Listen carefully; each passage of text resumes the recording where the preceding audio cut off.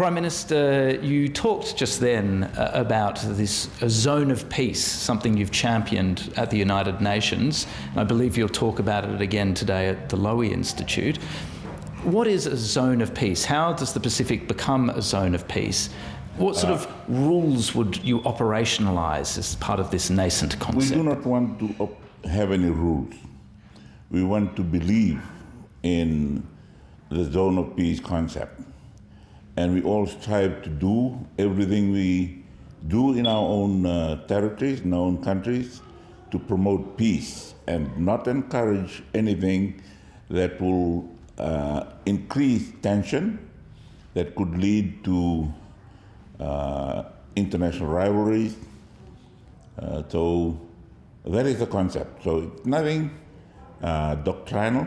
It is more of a spiritual concept where we embrace the concept, we embrace the principles, particularly our approach to non-aggressive methods, where we dialogue, having as a background, the Wu-Wale principles of the Pacific family. Everything is resolved within the family. We talk to each other and we avoid breaks. That would be our contribution to world peace. But first of all, we have to establish it at home in Oceania. Now let's talk about geopolitics a little closer to home. The analysis that often emerges, at least here in Australia, is that under your leadership over the last 10 months, Fiji has tacked more closely to traditional partners, at least in the security space, while making it clear that when it comes to China, whilst you've got a big appetite for economic cooperation, you don't see a particular role for them in a security sense. Is that an accurate analysis? And can I ask you, sir, what's the status of the police agreement that you promised to review between Fiji and China? Is that still ongoing? No, it is not. It has been put on hold, particularly because of the differences in our systems of policing, investigations, and our legal system, justice system.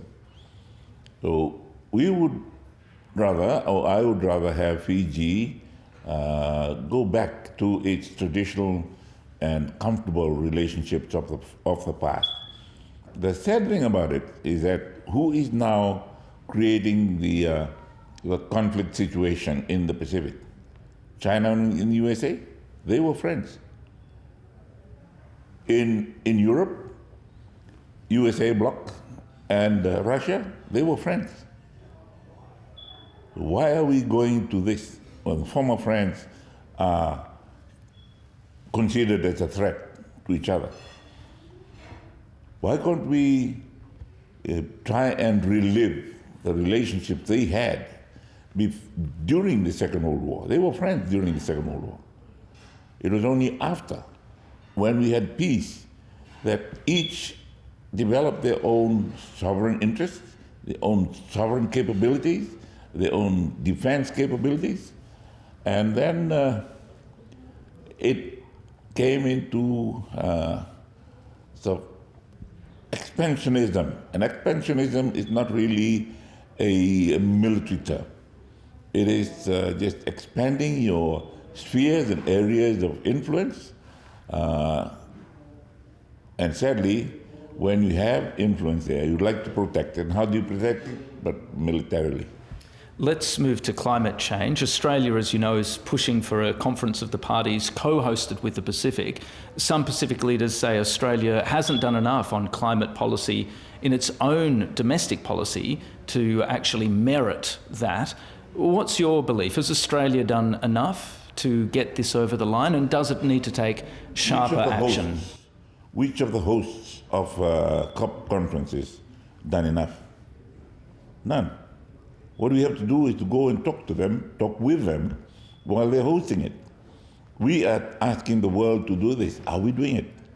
And I would encourage the Oceania region and the leaders of the Pacific Islands Forum, let us support Australia. It is the only time when we can bring the world to us So they are prepared to host it and finance it. Let's go there and have our peace.